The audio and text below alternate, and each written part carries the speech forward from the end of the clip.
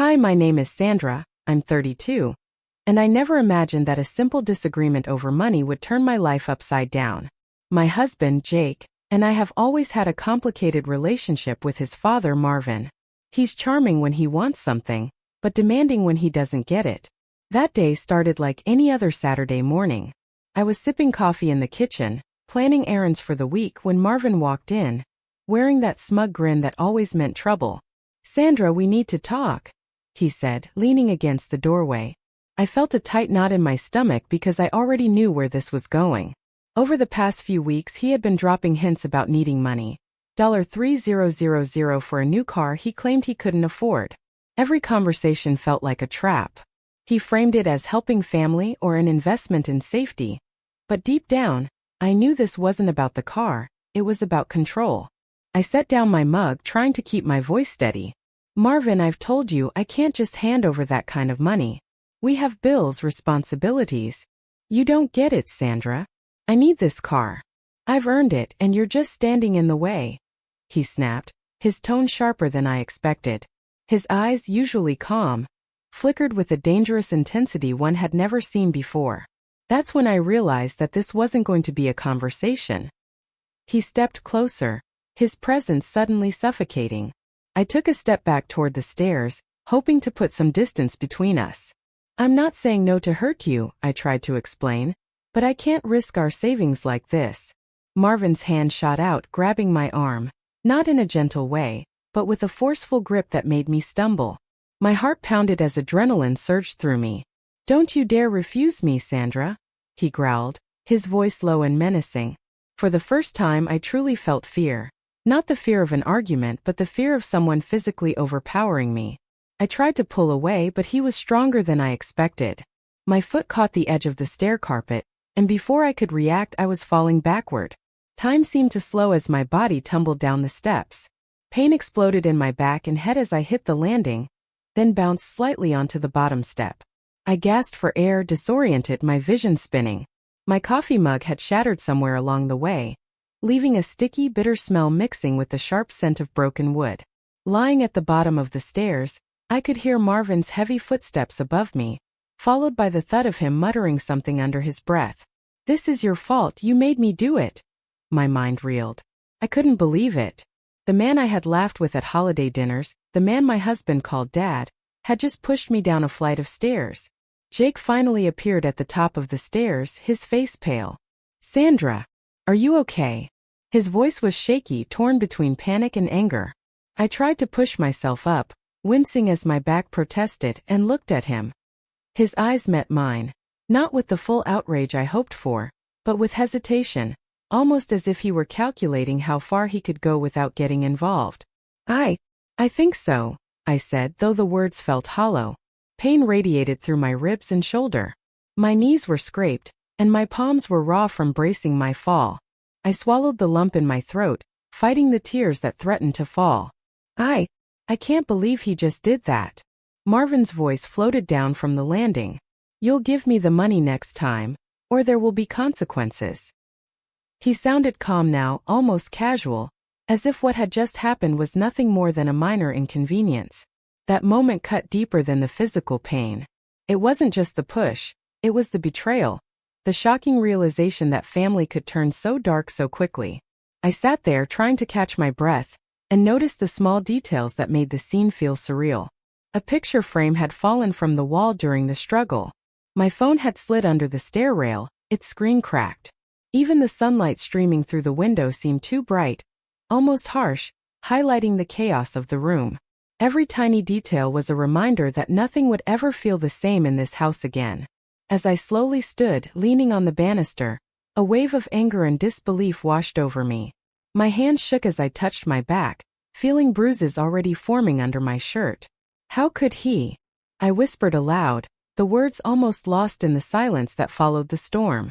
The betrayal wasn't just physical. It was emotional. A brutal reminder of how manipulation and entitlement could cross a line we never thought it would. I could hear Jake pacing upstairs, muttering under his breath. "Sandra." I didn't know he'd. I cut him off.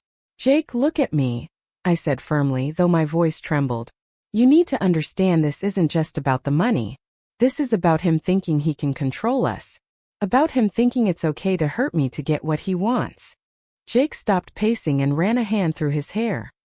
His guilt was obvious, but so was his fear. I could see the internal struggle, wanting to defend me, but also scared of confronting his father. That mixture of emotions made the room feel heavier, almost suffocating. The betrayal wasn't just Marvin's. It was magnified by Jake's inaction, by his hesitance to set boundaries. As I settled onto the couch, wincing at every movement, I started replaying the moments leading up to the push. I remembered how subtle the hints had been over the past weeks. Marvin casually mentioning car prices, bringing up financial troubles, laughing off my refusals. I realized that the signs were all there. But I had dismissed them, hoping for normalcy, hoping he wouldn't actually cross a line. And now reality had crashed down literally around me. I could feel tears welling up, not just from the pain, but from the sheer shock of betrayal. It wasn't dramatic or cinematic, it was terrifyingly ordinary. This could happen in any house, any family. It wasn't a movie or a TV show, it was real and I was living it. And that made the fear sting even more sharply. Knowing how ordinary people can turn dangerous when their sense of entitlement overrides empathy. After a few minutes, I managed to steady my breathing and take stock.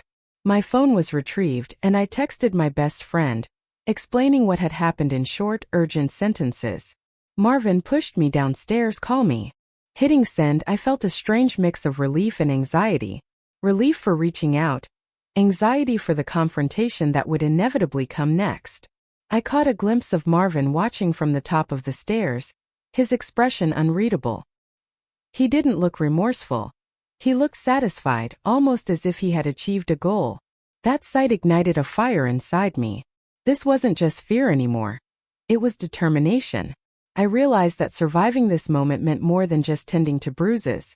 It meant mentally preparing to face a family dynamic that had just escalated to a dangerous level. Throughout the afternoon, small incidents kept reminding me of the chaos. Jake tried to help with cleanup, picking up shards of the broken coffee mug. Marvin muttered under his breath about rules and expectations, while pretending everything was fine. Each interaction, each casual word, reminded me that the betrayal wasn't a one-time act. It was a mindset, a pattern that had existed for years and had just turned physically violent. By evening, I was exhausted, both physically and emotionally. The bruises throbbed, my mind raced with what-ifs, and yet, beneath the fear, I felt a quiet resolve building. I knew that the moments after the push were critical. How I responded, how I processed the betrayal, and how I prepared for what came next would define the course of my life and my relationship with Jake and Marvin. That night, as I lay in bed, I replayed the push over and over, not obsessively, but as a way to understand what had happened. Every detail, every sound, every movement became etched in my memory. The pain was real, the fear was real, and the betrayal was undeniable. But so was my determination. Something had shifted in me. The ordinary fear and compliance I had felt around Marvin were gone. In its place, a quiet, simmering clarity had emerged. I needed to protect myself, stand firm, and take control of a situation that had spiraled far beyond what I had imagined. The morning after the push, the house was eerily quiet. I moved gingerly around the living room, still nursing the bruises along my back and arms, my body reminding me of every second of the fall. I kept replaying Marvin's words, his tone sharp and entitled, "You'll give me the money next time or there will be consequences." That simple sentence kept echoing in my mind. It wasn't just about the $3,000 for a car. It was about power, control, and the subtle ways Marvin had been manipulating our family for years. I sat at the kitchen table trying to organize my thoughts and noticed the stack of mail we had neglected for the past week. Bills, junk mail, and a few official letters lay in disorder. As I sifted through them, one envelope caught my eye. A bank statement addressed to Marvin. Curious, I opened it discreetly, careful not to let Jake see. I wasn't snooping for malice, but I needed to understand how deep the financial tension went. The statement revealed overdrafts, late fees, and repeated withdrawals for car-related expenses. That was the first time I realized Marvin wasn't just asking for money casually. He had been quietly draining funds, making it seem like the need for $3,000 was urgent and unavoidable. As I studied the figures, a chill ran down my spine. Every withdrawal, every payment, painted a picture of someone used to getting what he wanted through subtle intimidation. The more I uncovered, the more I understood why he pushed so hard. Money wasn't just about the car, it was about control, proving that he could bend others to his will. I closed the statement, heart pounding, and made a mental note to keep a closer eye on our shared finances. Later, when Jake joined me in the kitchen, I tried to bring up the topic delicately. "Jake, did you notice these withdrawals from your dad's account?" I asked, trying to keep my voice calm. He looked down at the table, rubbing his temples. "Yeah, I've known for a while," he admitted quietly. "I just didn't want to deal with it. I thought if I ignored it, he'd stop." I stared at him, a mixture of frustration and disbelief washing over me. "You knew and didn't say anything?" I whispered. "Sandra, he's your mother's father. He's your family. I thought you'd step in before it got this far." "I didn't know how," Jake said, his voice trembling. "I was scared of how he'd react. Every time I tried to bring it up, he'd twist it, make me feel like the problem was me." I shook my head, a mix of anger and sadness flooding me. I realized then that financial tension wasn't just about the money.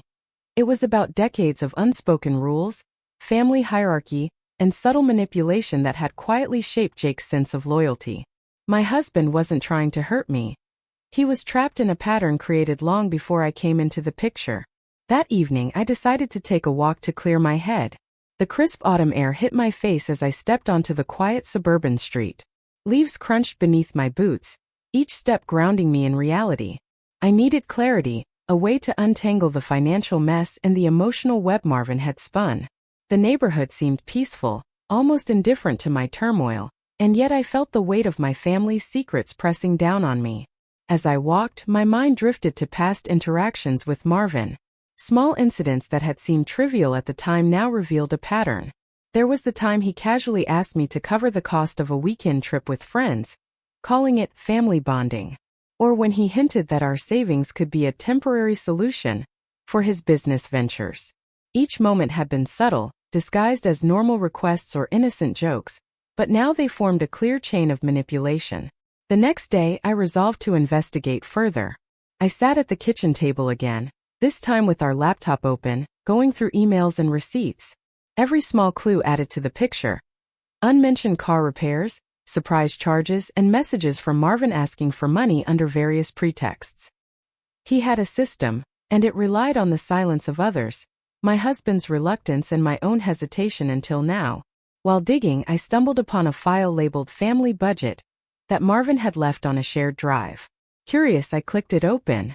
My eyes widened at the contents. He had documented every instance of money lent or borrowed from family members, including my in-laws, with notes like "must repay ASAP" or "Sandra might resist." It was meticulous, almost obsessive, revealing how he calculated each move to get what he wanted. The realization hit me hard. This was not a one-time request. It was a lifetime of subtle financial pressure disguised as casual requests. I could feel my hands shaking as I closed the laptop. Marvin's tactics weren't just about coercion. They were about control. Each financial demand had been a test, and he had been watching, waiting for me to give in. I remembered the push down the stairs again, the sudden physical manifestation of what I had long sensed emotionally. This man expected obedience, and anything less was unacceptable. Later that evening, I tried to talk to Jake again. "We need to be honest about what's going on," I said firmly. "This isn't just about one payment. There's a pattern here. He's been doing this for years and we've both ignored it. We need a plan." Jake nodded, looking more serious than I had ever seen him. "You're right," he admitted. "I was afraid, but I can't keep pretending it's normal. I didn't want to upset him. He has a way of making you feel guilty for every decision." We started going through bank records together, line by line, and as we pieced everything together, a clearer picture emerged. Marvin had been quietly siphoning money from multiple sources, framing each request as urgent, and using fear and guilt to keep everyone compliant. The more we uncovered, the more I realized how calculated it was. It wasn't just entitled behavior, it was strategy. I also noticed small secrets I had never suspected. Surprise bills he had hidden, checks signed under vague pretexts, and even small loans taken from friends and neighbors that were never mentioned in conversation. Each discovery made the tension in my chest grow heavier. The financial situation wasn't just complicated, it was a web of secrecy designed to keep control in his hands. In the following days, Marvin continued to act as if nothing had happened. He spoke casually about car features, insurance, and payment plans as if I hadn't been pushed down the stairs. That nonchalance made my skin crawl. It was a reminder that this was more than financial tension. It was psychological manipulation. He expected compliance, obedience, and silence, and he had been counting on it for years. I started taking small steps to protect myself. I moved certain accounts to my name alone, began documenting every financial interaction, and quietly discussed boundaries with Jake. Each step felt empowering, yet I couldn't shake the weight of betrayal. Marvin wasn't just an aggressive father-in-law. He was a master manipulator, and uncovering the financial secrets felt like slowly untangling a trap I hadn't even realized I was in. One evening, while organizing documents in the spare room, I found an old notebook belonging to Marvin. It was full of notes about family members, reminders to check Sandra's resistance, and even plans for how to handle refusals. My heart raced as I read through the pages. This wasn't casual entitlement. It was strategy, carefully documented and implemented over time. I felt a mixture of fear, disbelief, and a growing determination to confront it. As I sat there, surrounded by the evidence of manipulation, I realized the depth of the problem. It wasn't just $3,000 for a car. It was a lifetime of control, intimidation, and secrecy.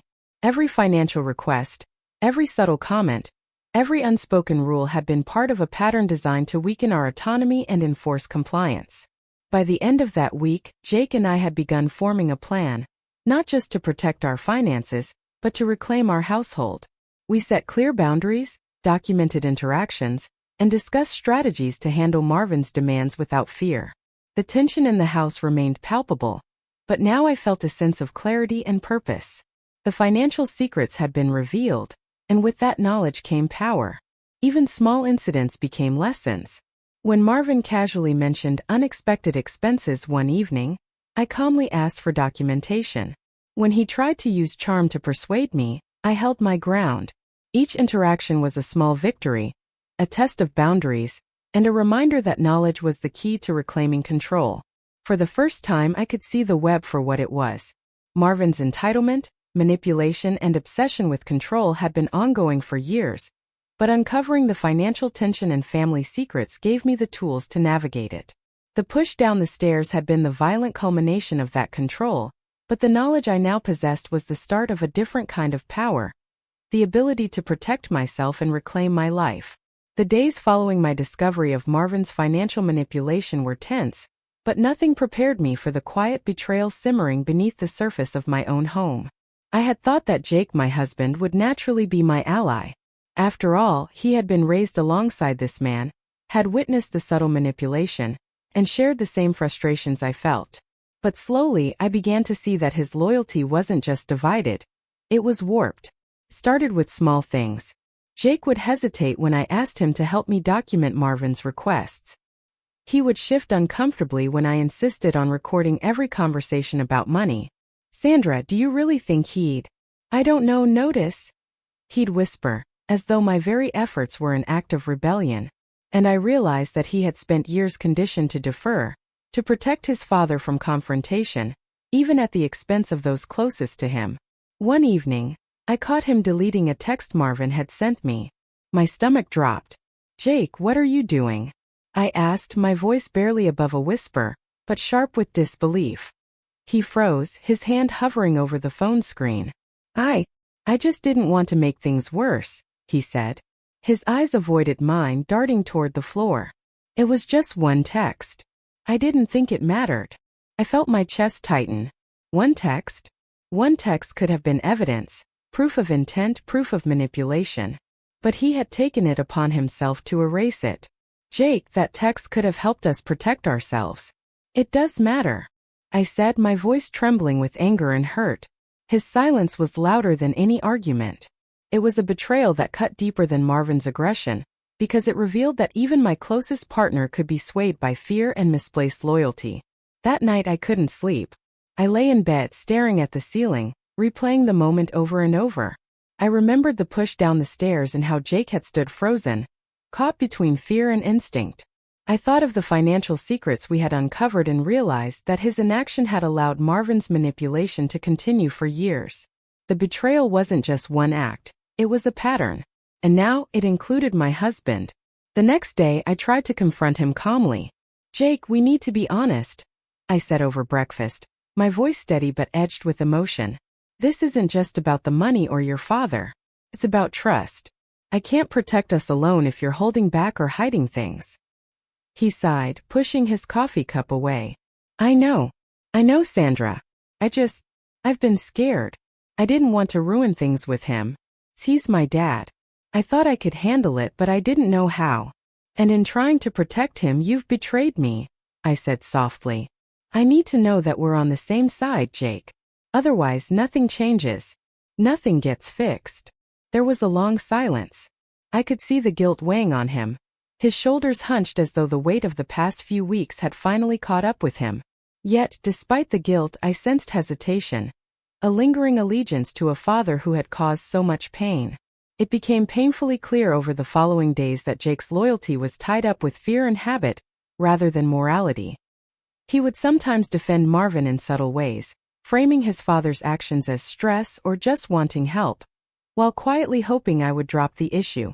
Every conversation about boundaries, every discussion about protecting our finances, was met with cautious negotiation rather than partnership. The tension reached a peak one afternoon when Marvin casually mentioned wanting to borrow additional funds for emergency repairs on his car. I calmly refused, citing our budget, but Marvin's gaze immediately flicked toward Jake. I could see the hesitation in his husband's eyes, the silent calculation weighing the father's anger against my insistence. Maybe we can help him, Sandra," Jake said, voice careful, almost pleading. "It's just for a short time. He's stressed, you know." I froze, the words hitting me like a punch. Not only was Marvin's manipulation ongoing, but Jake, my husband, my supposed partner, was considering supporting him, despite all the evidence we had gathered. The betrayal stung more than any physical injury. I felt my pulse spike, the familiar mix of anger and heartbreak rising in me. "I'm done enabling this, Jake," I said, keeping my voice calm but firm. "We've seen what this leads to. You can't keep giving him excuses while I deal with the consequences. You need to choose. Are we protecting ourselves, or are we protecting him?" He didn't answer immediately. Instead, he stared down at the table, rubbing his face with his hands. I could see the internal struggle, years of conditioning, fear, and filial loyalty warring against the realization that he had been part of the problem. The silence between us felt heavier than any argument. That evening, I decided to dig deeper into the family dynamics. I started asking questions I had avoided before. Did you ever notice other relatives who were treated the same way? Have you always felt like this? Jake's answers were halting. He admitted that Marvin had always been controlling, always subtly pitting family members against each other, and that his passive complicity had been a survival tactic learned from childhood. Hearing this, I felt a strange mix of empathy and frustration. I understood why Jake behaved the way he did, but understanding didn't excuse inaction. Every hidden text, every unspoken warning, every attempt to rationalize Marvin's behavior had contributed to the cycle of betrayal. It wasn't just money, it was trust, loyalty, and the sense that family could be counted on. And now, I had to navigate a household where both my father-in-law and my husband were, in their own ways, betraying me. The following week, subtle incidents highlighted the fractured loyalty. Marvin would casually ask Jake about our finances while I was in another room, testing boundaries. Jake would often hesitate, nodding without speaking up, and sometimes would quietly agree to plans I hadn't approved. I noticed the tension each time, like walking on eggshells. I felt trapped between anger at Marvin's audacity and hurt at Jake's passivity. One afternoon, I found a receipt in Jake's coat pocket, an envelope of cash he had discreetly handed to Marvin without telling me. My heart sank. The betrayal was tangible, physical proof that even small acts of compliance were still occurring. When I confronted him, Jake's eyes filled with shame. "I thought it would be easier. I thought I was protecting you," he whispered. But protection wasn't the same as loyalty. I realized that my sense of security at home was an illusion. My husband's fear and past conditioning had allowed Marvin's pattern to continue unchecked. And that realization hit me harder than anything Marvin had done physically. I had expected support, partnership, and understanding, and instead, I was met with hesitation and complicity. Despite the pain, I knew I couldn't allow the betrayal to consume me. I began to quietly take control in subtle ways, documenting conversations, monitoring interactions, and setting boundaries without confrontation. Each small action was a test, to see whether Jake would finally stand with me or continue the cycle of silence. I had to reclaim my agency, even if it meant challenging the very foundation of trust in my own marriage. A turning point came during a family dinner. Marvin casually complained about being misunderstood, while Jake quietly nodded, attempting to defuse the situation. I interrupted, calmly but firmly laying out the evidence of financial manipulation and the push down the stairs. The room fell silent. Marvin looked shocked, and for the first time Jake's silence broke. He fumbled over words, acknowledging the pattern and finally admitting that he had allowed it to continue out of fear.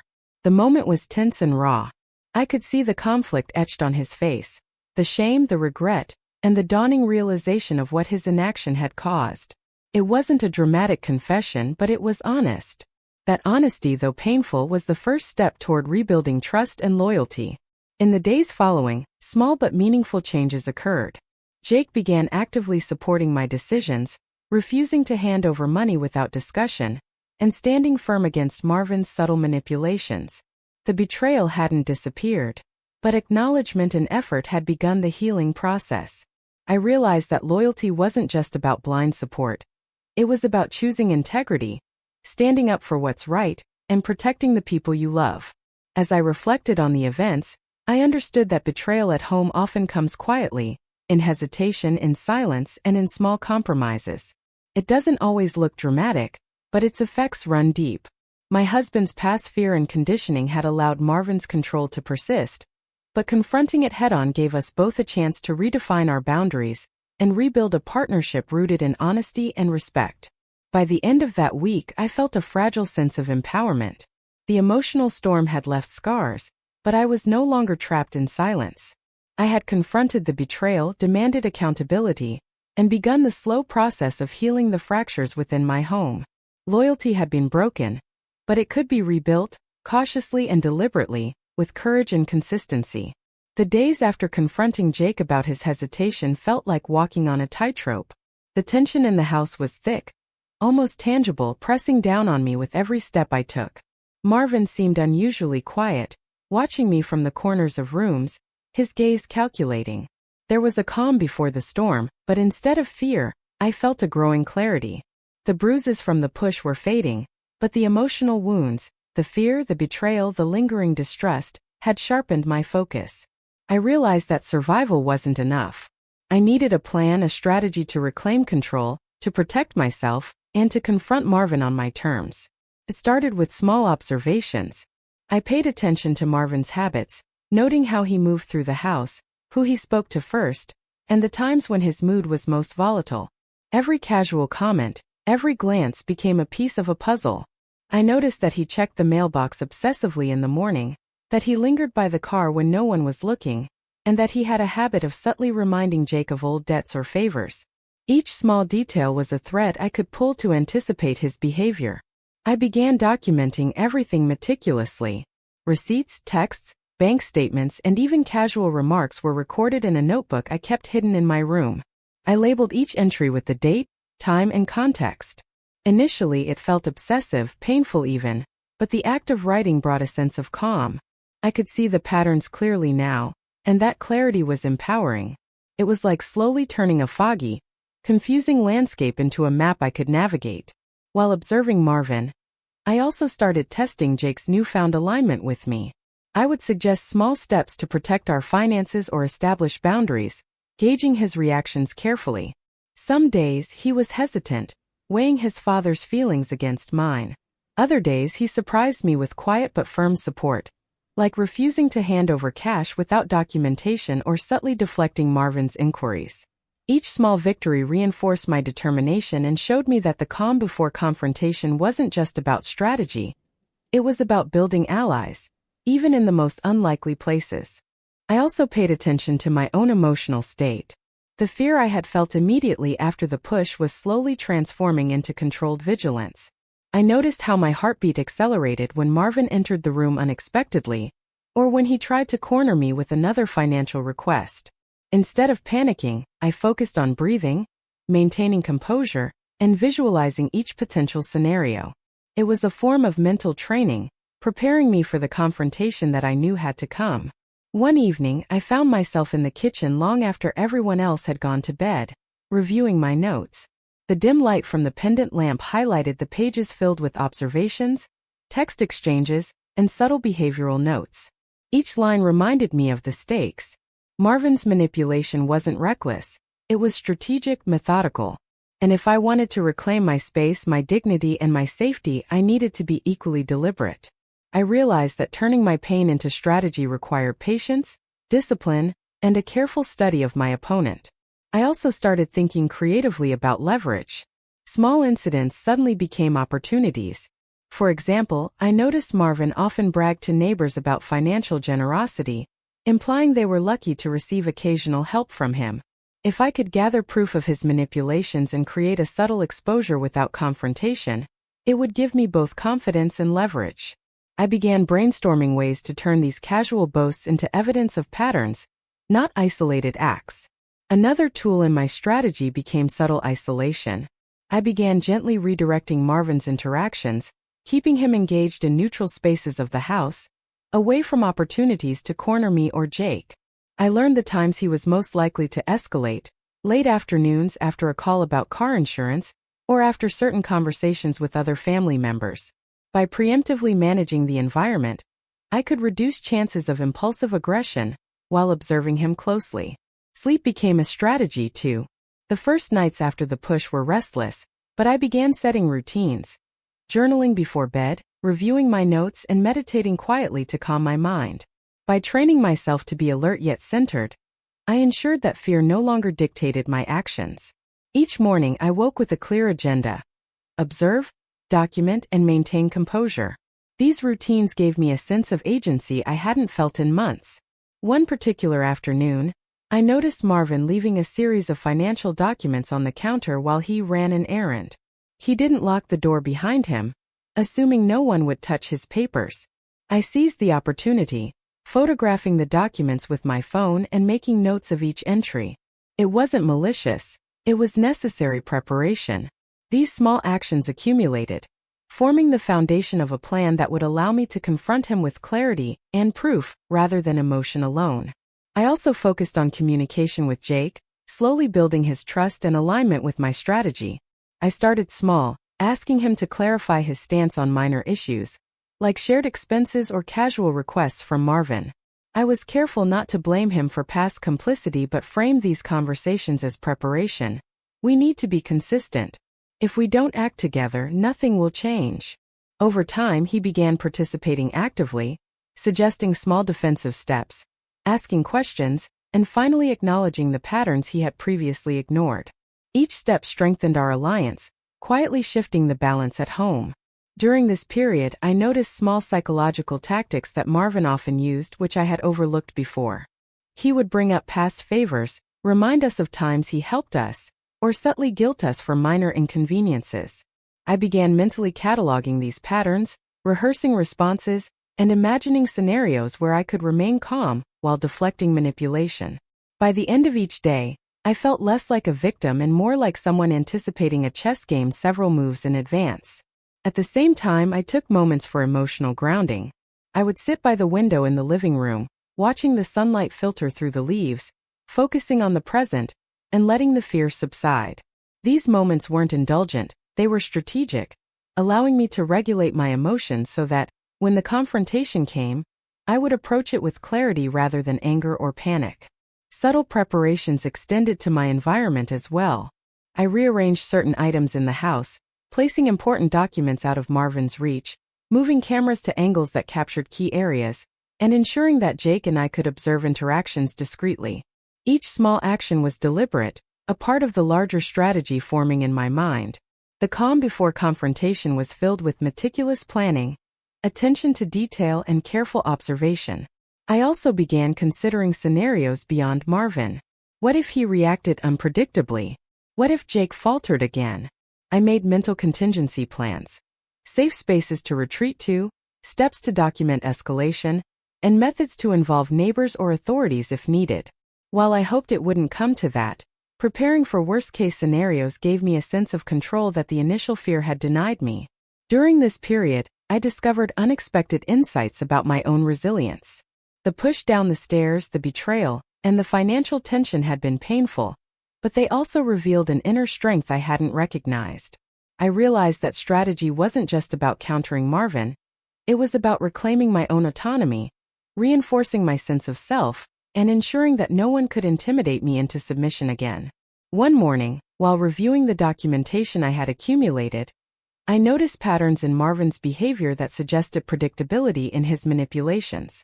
Certain phrases always preceded a request, certain gestures signaled escalation, and particular times of day were more likely to trigger confrontational energy. Recognizing these patterns allowed me to anticipate his actions, giving me confidence that I could remain in control when the time for confrontation arrived. I began rehearsing conversations, imagining ways to confront him calmly, presenting evidence without anger, and framing my stance in a way that emphasized fairness rather than accusation. I wanted him to understand that I wasn't opposing him personally, but that I would no longer tolerate manipulation or intimidation. The rehearsal was deliberate. I practiced tone, phrasing, and body language to maintain authority while avoiding unnecessary provocation. I also began reflecting on long-term objectives. This wasn't just about defending myself or reclaiming finances. It was about restoring integrity within the household. I wanted Jake and I to operate as a united front, establishing boundaries that would last beyond this conflict. I wanted the home to feel safe, predictable, and free from the lingering shadow of manipulation. In quiet moments, I reviewed the emotional impact of the past weeks, the shock, betrayal, and tension, and converted those feelings into focus. Pain became data. Fear became preparation. Betrayal became awareness. Every bruise, every sleepless night, every hesitant glance from Jake became fuel for the strategy forming in my mind. By the end of the second week of careful observation and preparation, the calm had solidified into readiness. I could anticipate Marvin's tactics, respond to manipulations without panic, and act with authority. I wasn't just surviving. I was preparing for a confrontation that would shift the balance of power in our household. And as I closed my notebook one evening, a sense of quiet determination settled over me. The calm before confrontation was no longer empty. It was charged with purpose, strategy, and a resolve that nothing could shake. The day of reckoning arrived quietly, almost deceptively. The morning light slanted across the living room, illuminating the small stack of documents I had meticulously prepared. I took a deep breath, feeling a mixture of fear, determination, and clarity. Each page represented not just facts but my journey, the bruises, the betrayal, the sleepless nights, and the painstaking preparation. This confrontation wouldn't be about yelling or emotional outbursts. It would be about presenting the truth, calmly and deliberately. I knew that empowerment didn't come from anger. It came from strategy, evidence, and unwavering composure. I glanced at Jake as he entered the room, carrying 2 cups of coffee. For the first time in weeks, I noticed a quiet resolve in his expression. He didn't hesitate or avert his gaze. Instead, he nodded slightly, as if acknowledging the weight of what was about to unfold. His presence was grounding. Over the past days, we had silently rehearsed this confrontation, and now it was time to act. Marvin arrived shortly afterward, entering the living room with his usual casual confidence. He didn't suspect the calm, measured atmosphere. His eyes flicked toward the documents on the table, but he didn't comment. I had arranged the seating strategically. Marvin faced me directly with Jake subtly seated to my side, a silent sign that we were united. The tension was thick, yet the room was oddly serene, almost like the calm before a storm. I began by calmly presenting the facts.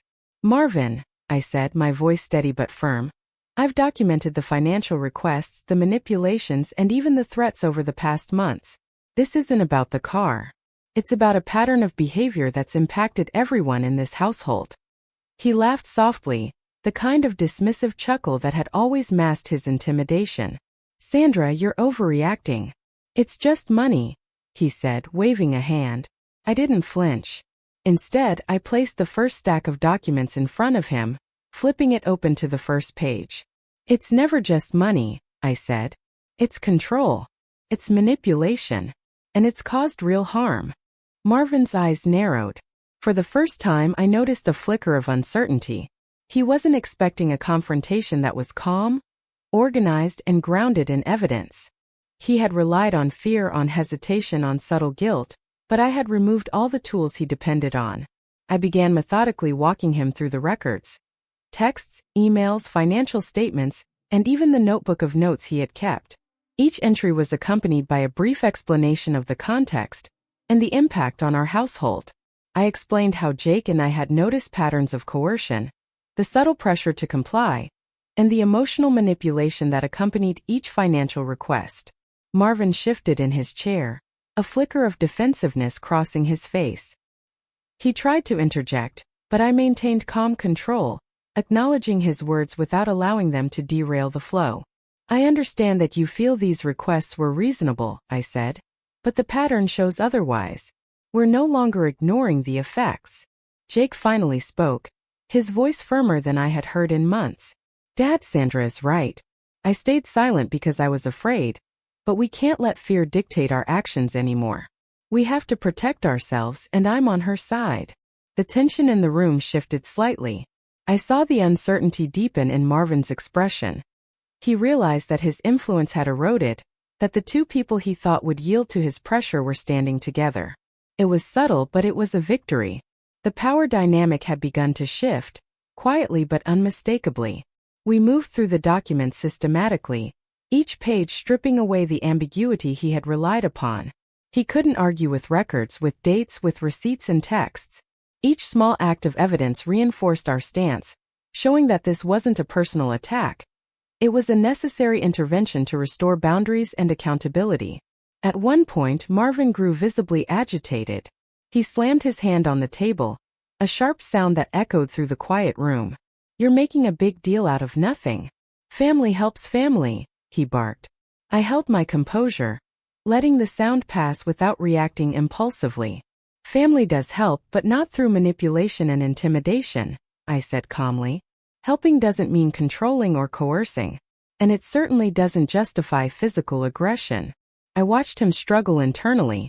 The evidence was undeniable, and the calm, methodical presentation left him with no easy way to twist the narrative. I noticed that his gaze occasionally flicked to Jake, as if seeking a familiar ally, but Jake remained silent, firmly aligned with me. As the hours progressed, the confrontation became less about proving facts and more about reclaiming the moral and emotional balance of our household. Marvin attempted to charm, to guilt, to justify, but every tactic was met with calm counterpoints and evidence. It was exhausting but necessary. By maintaining composure, I ensured that the confrontation didn't escalate into chaos, but instead became a controlled revelation of truth. I also addressed the psychological manipulation directly. Marvin, the push down the stairs, the constant financial pressure, the hidden debts, these are patterns of intimidation. They're not isolated incidents. They are methods used to assert control over others.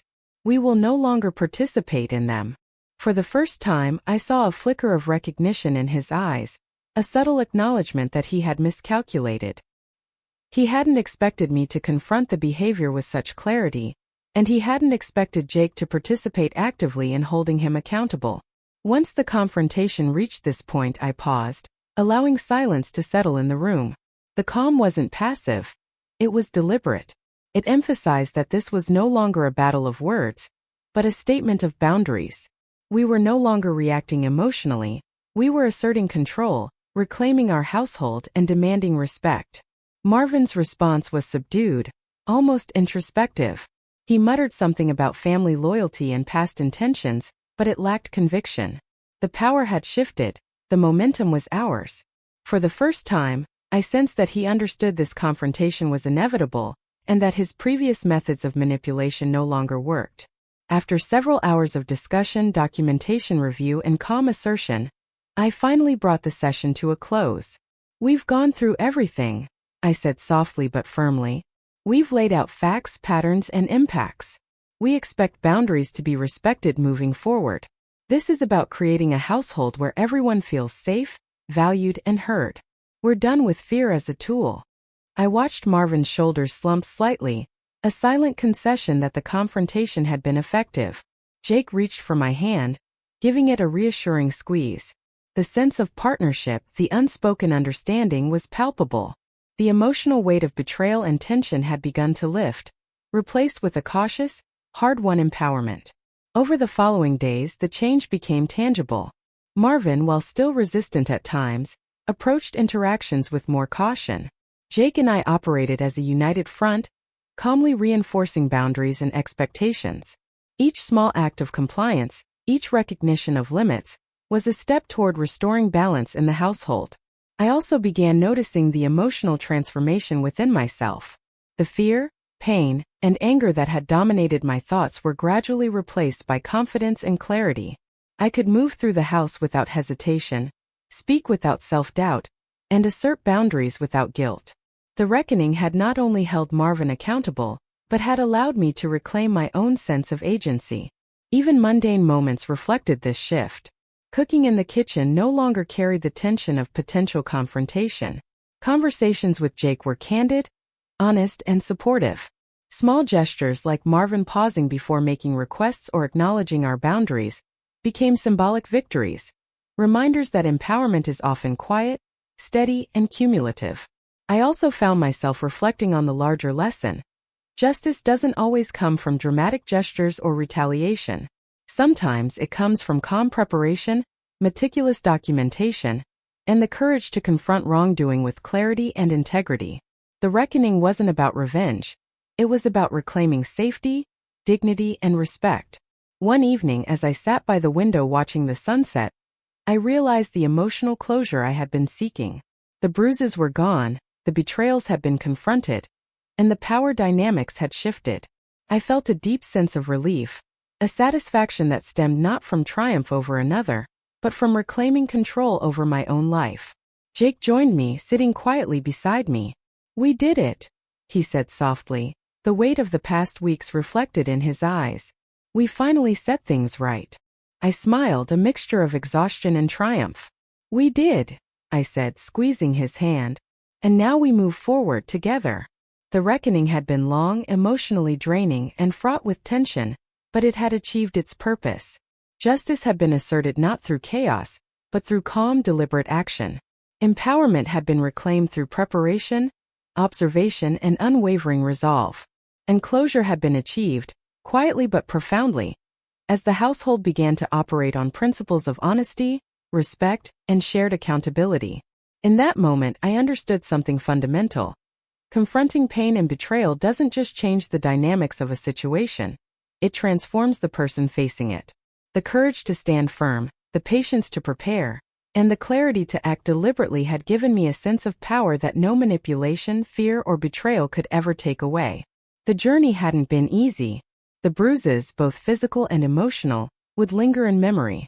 But they had also forged a resilience and strength I hadn't known I possessed. The reckoning was complete, and with it came a quiet empowerment and closure that no external validation could replace. I took a deep breath, feeling the weight of weeks lift from my shoulders. The house was quiet but no longer tense. Marvin, Jake, and I had navigated the storm, and though the relationships had shifted forever, the balance of respect and accountability had been restored. For the first time in months, I felt whole.